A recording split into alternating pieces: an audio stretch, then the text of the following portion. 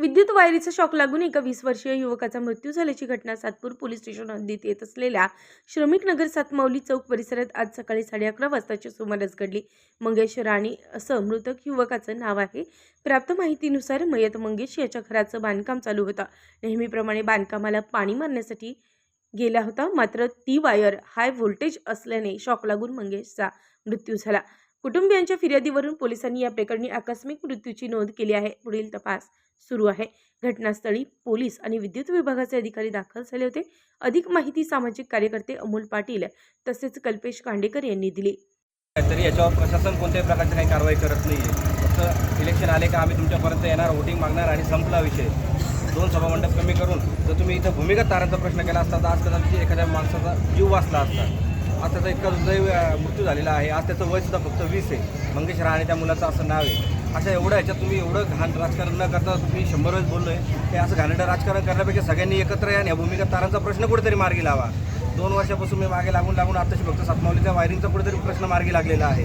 अजून किती प्रशासन आपल्या या लोकांचा जीव घेणार आहे हे प्रशासनाने सांगावं. आणि ह्याचा जो जीव गेलेला आहे याला सर्वस्वी जबाबदार फक्त प्रशासन आणि फक्त प्रशासनच राहणार आहे. आजच्या आमच्या नाशिक महानगरपालिका प्रभाग क्रमांक 9 मधील सातमावली चौकामध्ये मंगेश प्रवीण राणे हा वयाच्या 20व्या वर्षी या ठिकाणी बांधकाम चालू असताना ट्रान्सफॉर्मर DP या ठिकाणी आहे.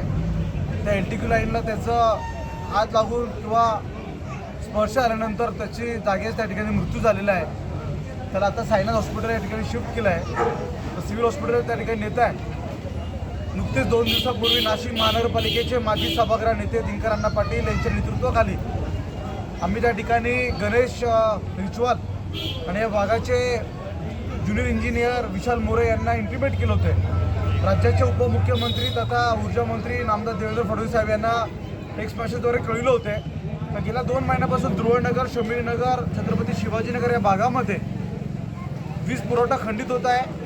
आणि ज्या काही मूलभूत सुविधा असतील त्या या ठिकाणी MSCB डिपार्टमेंटच्या माध्यमातून कुठे नागरिकांना त्याचा दिलासा मिळत नाही, त्याचा उपभोग घेता येत नाही. परंतु लाईट बिल आल्यानंतर त्या ठिकाणी मार्च एंड सांगून मोठ्या स्वरूपाच्या ठिकाणी 50-50 लोकांची टीम तयार करून त्या ठिकाणी नागरिकांचे वीज पुरवठा खंडित करत असतात, लाईट कनेक्शन कट करत असतात. परंतु नागरिकांच्या सुविधा ते कुठे देत नाही. गेल्या 20 वर्षापासून याच्या मागेच सातमावलीच्या परिसरामध्ये रस्त्याच्या सेंटरमध्ये त्या ठिकाणी मोठी LTQ लाईन गेलेली आहे. अनेक वेळा दिनकर अण्णा पाटील असतील, लता पाटील असतील, आम्ही भारतीय जनता पार्टीच्या माध्यमातून मागणी केली का ती लाईन त्या ठिकाणी आम्हाला त्या 20 तारा भूमिगत करून मिळाव्या.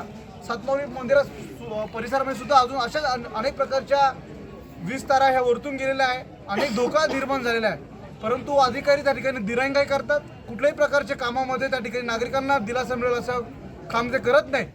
नुकतीच 2 दिवसापूर्वी देवेंद्र फडणवीस साहेबांना कळवल्यानंतर त्या ठिकाणी नाशिक जिल्ह्याचे ACनी दिनकर अण्णा पाटील यांच्या कार्यालया ठिकाणी आले. 100-150 नागरिक त्या ठिकाणी होते. त्या ठिकाणी त्यांनी सांगितलं आम्ही येत्या 8 दिवसामध्ये सर्व कामे मार्गी लावतो. परंतु अद्याप कुठलेही कामे मार्गी लागलेले नाही.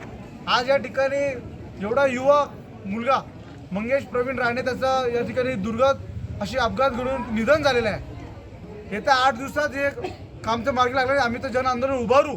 परंतु मी अधिकाऱ्यांच्या या ठिकाणी ते उपलब्ध आहे. त्यांना सांगितलं आहे या कुटुंबाला त्यांनी भरपाई करून मिळावी. मागे एक